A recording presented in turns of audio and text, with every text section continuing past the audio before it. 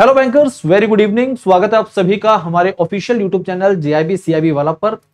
और इस important CIB के एक इंपॉर्टेंट सेशन में जैसे कि दिसंबर 2025 में आपके आने वाले सीआईबी एग्जाम शेड्यूल्ड हैं, उस नजरिए से हमारी पूरी टीम आपके लिए इंपॉर्टेंट टॉपिक सीरीज की शुरुआत कर चुकी है यूट्यूब चैनल पर।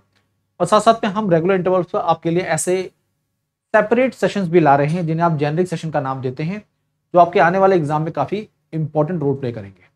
आज का जो टॉपिक है वो है प्राइमरी डीलर्स। ये होते क्या है, कैसे ये गवर्नमेंट सिक्योरिटीज मार्केट और सेकेंडरी मार्केट में इंपॉर्टेंट रोल प्ले करते हैं, इनके बारे में सारी बेसिक बातें, इनका इवोल्यूशन कैसे हुआ, कब इन्हें इंट्रोड्यूस किया गया रिजर्व बैंक ऑफ इंडिया के द्वारा, और किस तरह से इनके लिए टर्म्स एंड कंडीशन और गाइडलाइंस तैयार की गई। तो शुरुआत करते हैं आज के सेशन को। Most welcome, very good evening. ये पर्टिकुलर टॉपिक जो है आपके सेंट्रल बैंकिंग इलेक्टिव पेपर में बहुत बड़ा रोल प्ले करता है। वहां पर सेपरेट केस स्टडीज और एमसीक्यूज यहां से पूछे जाते हैं। तो आज के इस पर्टिकुलर सेशन में आप सभी साथियों का स्वागत है, मोस्ट वेलकम। प्राइमरी डीलर्स होते क्या है? प्राइमरी डीलर्स एक प्रकार की एंटिटी है, एक संस्था, ठीक है। तो primary dealers are financial institutions जिन्हें रिजर्व बैंक ऑफ इंडिया के द्वारा ऑथराइज किया गया है। तो primary dealers PDs are financial institutions authorised by reserve bank of India to buy and sell government securities directly from the central bank.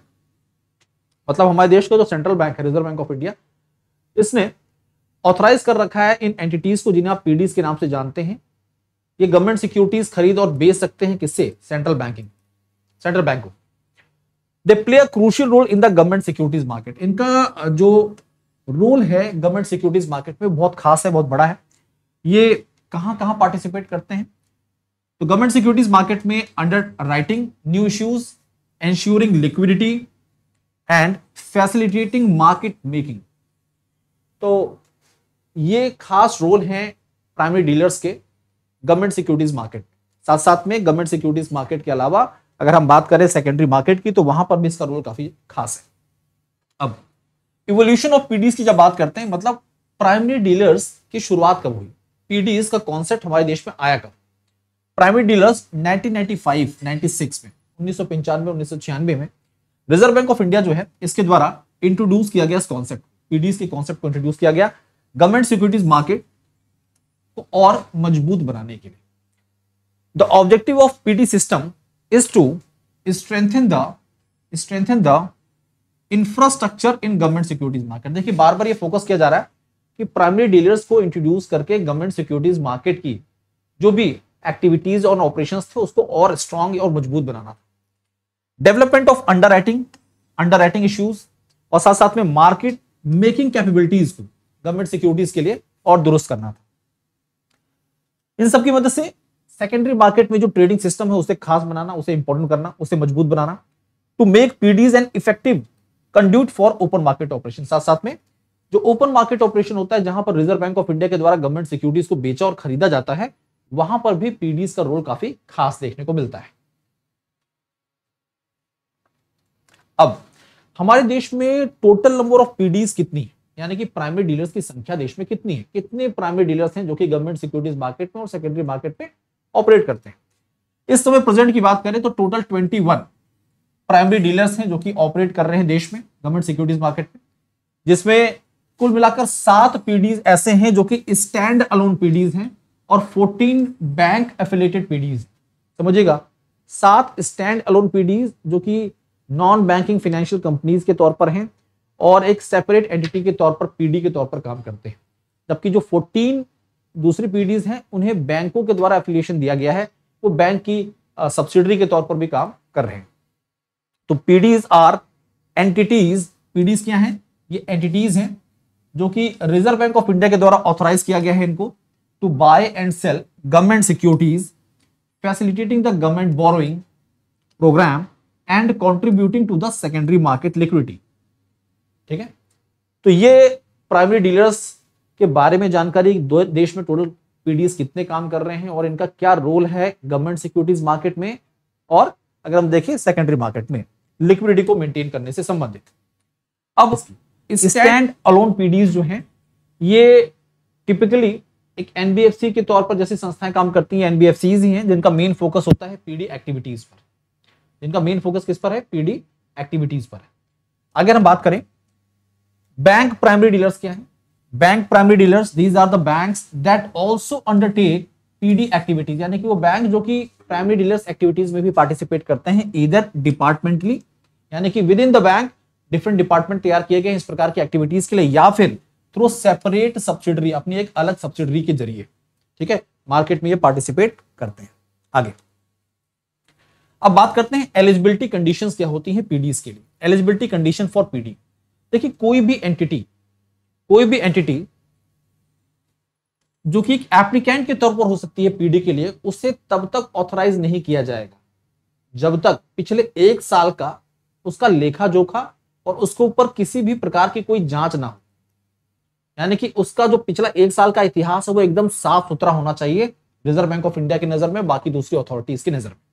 तो देखिए लिखा है, an applicant will not be eligible for authorisation as a PD if within the last 1 year it has been subjected to litigation or regulatory action or investigation that the Reserve Bank of India considers material or otherwise relevant to the business of PD। मतलब PD business से संबंधित किसी भी activity में ऐसी संस्था को approval नहीं दिया जाएगा जब तक अगर उसके ऊपर पिछले 1 साल में लाइसेंस देने से पहले, इन प्रिंसिपल अप्रूवल देने से 1 साल पहले, विद इन 1 ईयर उसके ऊपर किसी भी प्रकार की इस प्रकार की कोई जांच चल रही हो, कोई इन्वेस्टिगेशन चल रहा हो, कोई लिटिगेशन लगा हो, तो उस संस्था को पीडी का लाइसेंस नहीं दिया जाता है। अगर उसके ऊपर ऐसा नहीं है तो उसके एप्लीकेशन को अप्रूवल दिया जा सकता है। तो यहां पे लिखा होगा कि अगर इस प्रकार की कोई भी उसके ऊपर कोई आरोप नहीं है, ये सारी चीजें एकदम क्लीन है, तो an entity satisfying the criteria stipulated above should submit it's applications to the Chief General Manager Internal Debt Management Departments IDMD Reserve Bank of India। मतलब एक संस्था अगर उसके ऊपर इस प्रकार का कोई आरोप नहीं है तो उसके एप्लीकेशंस को, है ना, अप्रूवल के लिए आगे भेजा जा सकता है। किसको? Chief general manager internal debt management department IDMD reserve bank of India Mumbai में। अगर रिजर्व बैंक ऑफ इंडिया अगर से सेटिस्फाइड है तो उसको इन प्रिंसिपल अप्रूवल मिल जाएगा, यानी कि जो भी एंटिटी है उसे इन प्रिंसिपल अप्रूवल दे दिया जाएगा। आगे अब देखिए यहां पर इन प्रिंसिपल अप्रूवल मिल चुका है, लेकिन साथ ही साथ में जो एप्लीकेंट है will thereafter submit a undertaking. Application के बाद, इन प्रिंसिपल अप्रूवल मिलने के बाद उस एंटिटी को एक अंडरटेकिंग देनी होती है in respect of the terms and conditions agreed to as per the prescribed format. ठीक है, तो फॉर्मेट के हिसाब से जो भी प्रिस्क्राइब्ड फॉर्मेट है पीडीएस के लिए ऑपरेट करने के लिए रिजर्व बैंक ऑफ इंडिया के नियमों के अनुसार, उसके हिसाब से एक अंडरटेकिंग लेनी पड़ती है उस एंटिटी को। Based on the application and undertaking an authorisation letter will be issued by reserve bank of India. जो एप्लीकेशन है और जो अंडरटेकिंग है उस एंटिटी की, उसके आधार पर रिजर्व बैंक ऑफ इंडिया के द्वारा एक ऑथराइजेशन दिया जाता है उस एंटिटी को ऑपरेट करने के लिए एज ए पीडी के तौर पर। Continuation as a PD would depend on its compliance with the terms and condition of the authorisation. उस ऑथराइजेशन लेटर में जो भी टर्म्स एंड कंडीशन दी गई हैं उसके हिसाब से अगर एंटिटी परफॉर्म कर रही है तो वो संस्था एज ए पीडी के तौर पर ऑपरेट करती है कंटिन्यूअस, अदरवाइज उस पर पाबंदी लगाई जा सकती है। अब यहां पर हम बात करने जा रहे हैं कुछ खास बातें जो बहुत ही खास हैं, क्योंकि एग्जाम में यहां से क्वेश्चंस बन जाते हैं। पहली चीज तो एग्जिस्टिंग पीडीज जो हैं should submit an annual target. जो भी पीडीज ऑपरेट कर रही हैं उन्हें मार्केट रेगुलेटर यानी कि रिजर्व बैंक ऑफ इंडिया की बात करें तो रिजर्व बैंक ऑफ इंडिया को अपना एक एनुअल टारगेट सबमिट करना होता है। Annual target along with a plan of action, साथ साथ में उस टारगेट को वो कैसे अचीव करेंगे इसका पूरा प्लान ऑफ एक्शन भी। For turnover to be achieve on the behalf of mid segment and retail investor in the month of June every year. यानी कि जो रिटेल इन्वेस्टर्स हैं उनको जून एंड में ये टारगेट सबमिट करना होता है। और अगर हम बात करें मिड सेगमेंट के लिए तो उनके लिए यहां पर अगर देखा जाए तो हाँ दोनों के लिए कोई मिड सेगमेंट कंपनी है या रिटेल इन्वेस्टर है उनको जून मंथ के एंड में ये एनुअल टारगेट सबमिट करने होते हैं रिजर्व बैंक ऑफ इंडिया को। एनुअल टारगेट जो है जुलाई 2016 जून 2017, यहां पर एग्जांपल के तौर पर बताया जा रहा है कि भाई जुलाई 2016 से जून 2017 के बीच में जो एनुअल टारगेट दिए गए थे पीडीएस के द्वारा वो क्या थे। ये टारगेट जो दिए गए थे should not be less than 150% of minimum net owned fund. NOF जो होता है उस एंटिटी का जो नेट ओन्ड फंड होगा उससे 150% से ज्यादा ज्यादा होना चाहिए, उससे कम नहीं होना चाहिए फॉर स्टैंड अलोन पीडीज, और 100% of minimum NOF for bank PDs. मतलब किसी एंटिटी का जो भी नेट ओन फंड है उसके 100% उसका टारगेट होना जरूरी है। और अगर वो स्टैंड अलोन पीडीज है तो 150% या उससे ज्यादा टारगेट हो सकता है, लेकिन उससे कम नहीं होना चाहिए। The target will be reviewed annually. In targets को हर वर्ष रिव्यू किया जाता है। RBI has a further issued guidelines wide master directions, यानी कि रिजर्व बैंक ऑफ इंडिया के द्वारा एक डायरेक्शन इशू किया जाता है हर साल और इसे रिव्यू किया जाता है। PDs are not permitted to set up step down subsidies. PDs को अपनी सब्सिडीज डेवलप करने की परमिशन नहीं है। ठीक है, अगली बात, अब यहां पर कुछ खास बातें हैं जो बहुत ही जरूरी हैं, बहुत ही इंपॉर्टेंट है, उनको समझना और जानना जरूरी है। टर्नओवर टारगेट क्या होता है? देखिए जो पीडीज है, मैंने पहले बताया पीडीज को अपना एक एनुअल टारगेट देना होता है और उसका एक्शन प्लान सबमिट करना होता है रिजर्व बैंक ऑफ इंडिया को, जो भी मिड सेगमेंट है चाहे रिटेल इन्वेस्टर्स हैं, जून मंथ के एंड पे। ठीक है, तो जो भी नया टारगेट आता है वो जुलाई से जून तक का होता है। अब PDs must submit an annual target for turnover including a plan action, इसके बारे में जानकारी दे चुके पहले भी, for both mid segment and जो आपके रिटेल इन्वेस्टर्स हैं उनके लिए, फॉर एंड रिटेल इन्वेस्टर्स के लिए कब के लिए? ये जून मंथ के एंड तक उनको टारगेट दे देना होता है। यानी कि अगर हम बात करें अभी 2025 के नजरिए से, तो रिजर्व बैंक ऑफ इंडिया के पास ये एनुअल टारगेट्स जा चुके होंगे, अब उसे रिव्यू करना होगा। मिनिमम टर्नओवर क्या है? देखिए, annual turnover target on behalf of mid segment and retail investors should not be less then 75% of the minimum net own fund. जो भी एंटिटी का एनओएफ होता है उससे ये 75% से कम नहीं हो सकता, तो ये टारगेट दिया जाता है जो। ठीक है, यानी कि जो भी एनुअल टारगेट ये एंटिटी सेलेक्ट कर रही है अपने लिए, ये अपने एनओएफ के 75% से कम नहीं हो सकता, वो ज्यादा ही होना चाहिए। ये मिनिमम क्राइटेरिया है। अब ये डिपेंड करता है कि भाई किस वर्ष में कितना इस टारगेट को रखा जा रहा है, जो कि हर वर्ष रिव्यू किया जाता है रिजर्व बैंक ऑफ इंडिया के द्वारा इस टारगेट को।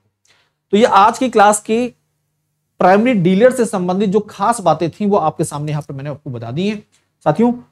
और अब ले चलते हैं आपको सीआईबी एग्जाम के वन स्टॉप सॉल्यूशन पर। सीआईबी एग्जाम के लिए वन स्टॉप सॉल्यूशन जो है वो है सीआईबी महापैक।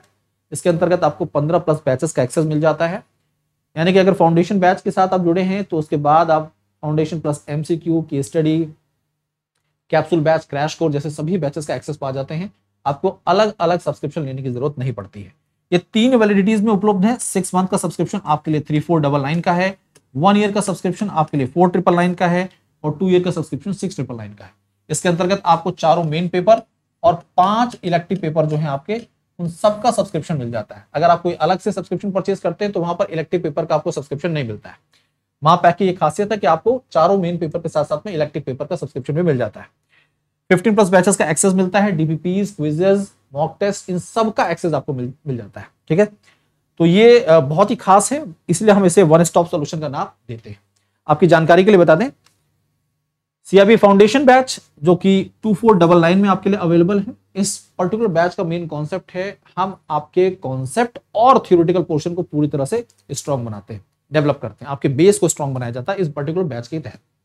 अगर आपने मॉक पैक ले रखा है तो आपको अलग से फाउंडेशन बैच के साथ जुड़ने की जरूरत नहीं है।